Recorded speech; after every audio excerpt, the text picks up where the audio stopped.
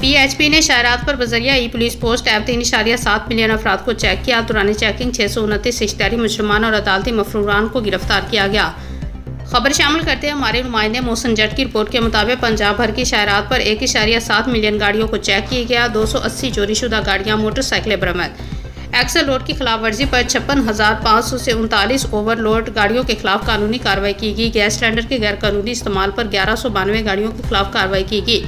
शहरियों की सहूलत के पेश नज़र 12,955 ड्राइविंग लाइसेंस जारी किए गए। 37 गुमशुदा बच्चों को उनके वालिदैन से मिलवाया गया। 5541 आर्जी और मुस्तकिल तजावुज़ात को ख़त्म करके ट्रैफिक के बहाव को बेहतर बनाया गया। 13,646 मुसाफरों को शाहरात पर मुख्तलिफ नवीयत की मदद और रहनुमाई फराम की गई। पुलिस खिदमत मराकज़ पर 16,183 शहरियों को मुख्तलिफ पुलिसिंग खिदमत फराम की गई।